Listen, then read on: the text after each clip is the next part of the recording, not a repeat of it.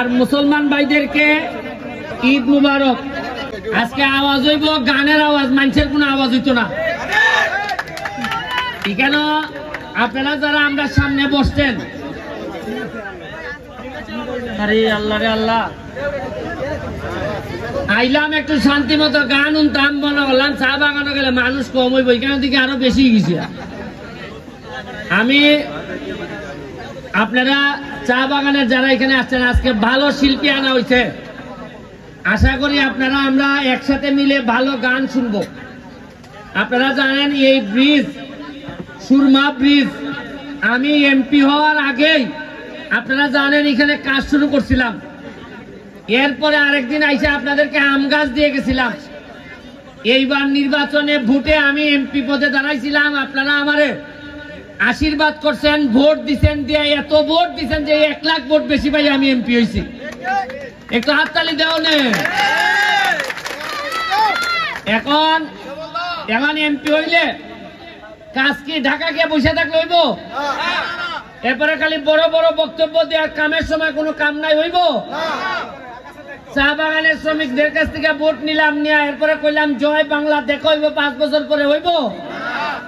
আমি প্রথম এমপি, যে এমপি হইয়া সংসদে গিয়া মাননীয় প্রধানমন্ত্রী শেখ হাসিনার সামনে গিয়া বলছি যে চা বাগানের শ্রমিকদের বেতন যদি বাড়ানো না হয় আর মালিকদের পক্ষে চা পাতা যদি দাম বাড়ানো না হয়, তাহলে এই চা বাগান গুলা টিকবে না আর বেশি দিন।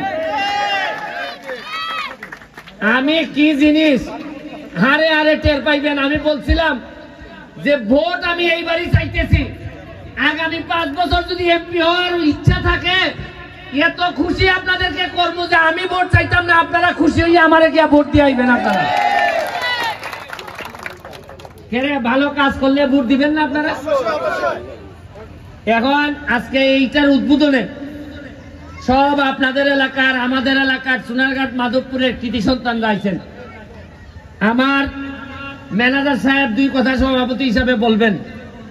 আমার বামে আপনাদের ইউনিয়নের সফল একজন চেয়ারম্যান বাবুল খান, চিনেন আপনারা?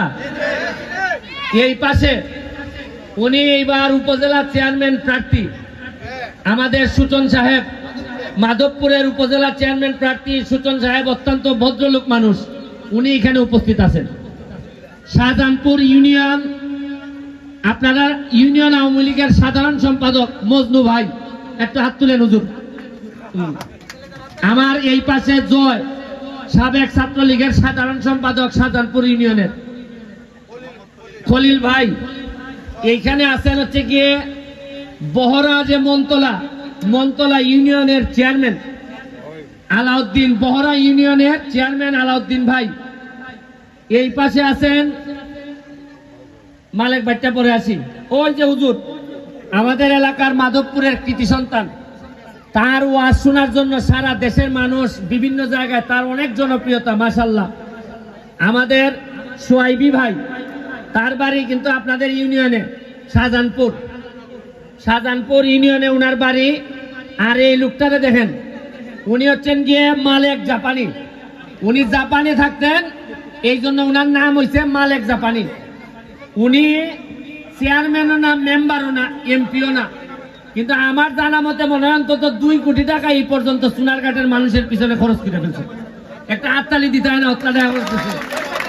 আমি দেখছি মানুষে হাততালি দেয় যদি হয় যে 2 কোটি চুরি করছে, হয় না বেটা বা একটা চুরি করছে। বা যে বালা মানুষের সম্মান যদি না দেন, বালা মানুষ ফয়দা হইতো না, ওই বলি বালা মানুষের যদি মনে হয়, আচ্ছা ধরেন আমি ব্যারিস্টার সুমন, আমি কি যদি আমি দুর্নীতি না করি, টাকা না মারি, তাহলে আমি কি খাই?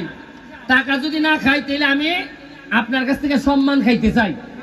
সম্মান মানে আমারে যদি বলেন যে না ব্যারিস্টার পোলাটা ভালো, এইটাই তো আমার খাওয়া, আমি এইটাই আপনাদের কাছে চাই।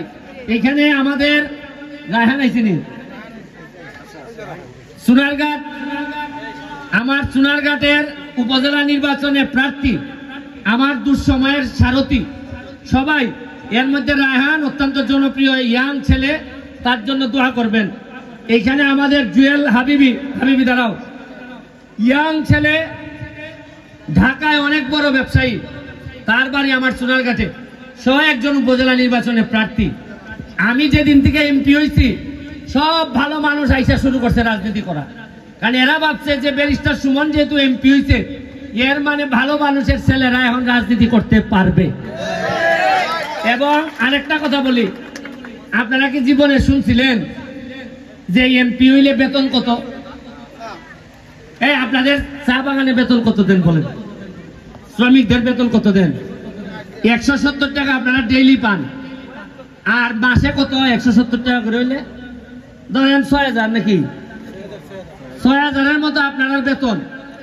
আপনারা সারাদিন কামলা দিতেছেন, 6000 বেতন। আপনাদের অনেক সুবিধা আরো আছে। আর এমপির বেতন জীবনে জানছেন কত? আমি যে এমপি হয়েছি আমার বেতন কত জানছেন কখনো? কেন আমি দিকে জানাই দিছি সব। আমার বেতন হলে 1,72,000। কত? এটা দিকে আগে কেউ জানাইলো না।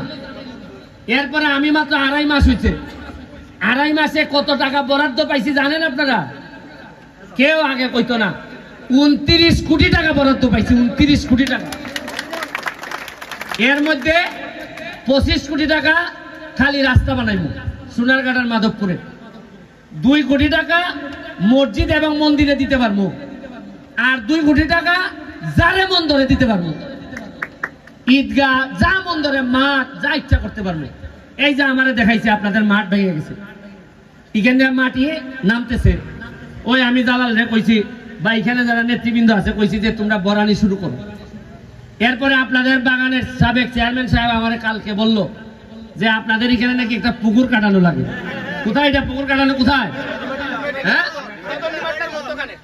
এই টিলায় কইছে সদর কি টিলা কাছে আসুন।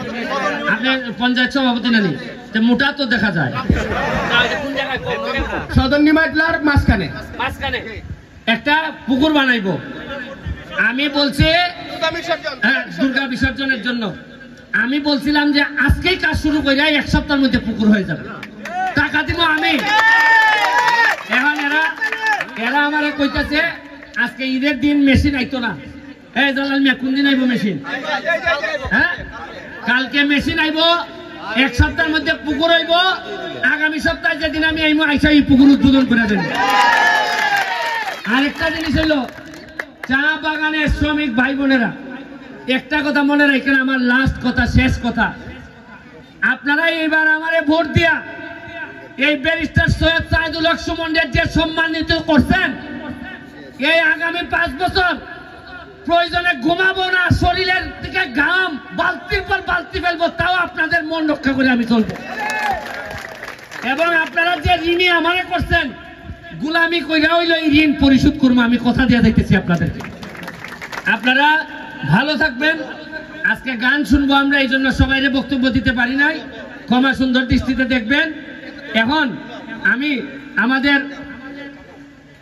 সভাপতি, আমাদের ম্যানেজার সাহেব, তো ম্যানেজার সাহেব বলার আগে আমাদের যে জাপানি ভাই, জাপানি মালিক ভাই, উনি যেখানে যায় এখানে কিছু না কিছু দিয়ে আসে। কি দেয়? কিছু না কিছু অনুদান দেয়। এখন তোমরা বাগান থেকে কি চাও যে ভাই 2টা জিনিস, যদিও বাইরে এলাকার না, কি চাও? এই পঞ্চায়েত দিকে আসো, কিতা চাও? একটা জিনিস অন্তত কিছু একটা বরাদ্দ দিবসে কিতা না মন্দির দিও না, আগে বেটা তার থেকে আঁকবো। আমাদের সুরমা চা বাগানের ভিতরে আমাদের সদরের মন্দিরটা মোটামুটি শেষের পথে আছে, ওখানে কিছু বরাদ্দ দিলে ভালো হয়। আমাদের 10 নম্বর মন্দির, তো আমি এমপি আছি মন্দির করার জন্য, আমার কাছে অলরেডি মন্দিরের বরাদ্দ আছে। এখন উনি তো পাবলিক, রাস্তাও আমি করে দিব, কিন্তু আমাদের নিমাইটলা এবং সদরে আমাদের 2টা দশাচারী ঘর ছিল। আমাদের নিমাইটলা এবং সদরে 2টা দশাচারী ঘর ছিল, এই ঘরগুলি নাই। ঘরগুলি যে কোনো কারণে মন্দির করতে যে আমরা এটা ভাঙা নিছি, কিন্তু জায়গা আছে, আমরা ঘরটা উঠাইতে পারতেছি না। আপনাদের কাছে অনুরোধ, আমাদের সদরে একটা পঞ্চায়েতি ঘর আর নিমাইটলা আপনার একটা ক্লাব ঘর, আপনাদের কাছে এটা অনুরোধ। 8 লাখ 2টা ঘর করতে 8 লাখ টাকা লাগবে আমারে বললো। আমি তো বলছি যে সরকার যদি টাকা না দেয় আমি ব্যারিস্টার হিসেবে টাকা দিব, তাও অন্তত তোমাদেরকে ফিরাইতাম না। মন্দির তো করাই হবে, এই দুইটা সামাল আগাও আগাও কিটা কয় 10 নম্বর মন্দিরের কথা কই 10 নম্বর মন্দিরটা স্যার আমি কইতাছি মন্দির আমি সরকারি ভাবে করব, মন্দির আমি করবো। দাদা এদিকে আসেন, আগে বুঝেন মন্দির যা আছে তার সরকারি ভাবে বরাদ্দ দিয়ে আমি করব। এখন একজন ভদ্রলোক আইছে যে এমনি কিছু সাহায্য করবে, এইটার জন্য এরা বলছে যে ক্লাব করার জন্য। আপনার কোনো বক্তব্য আছে? কোন দিকে চালু? ওইদিকে ক্যামেরা, এদিকে ক্যামেরা।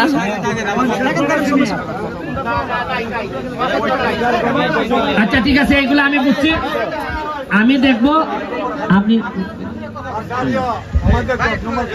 আচ্ছা মাঠ যা লাগে আমি এগুলা করে দিব।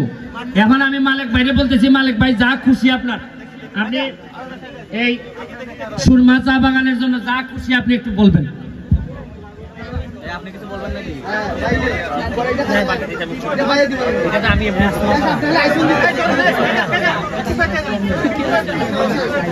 ভালো আছে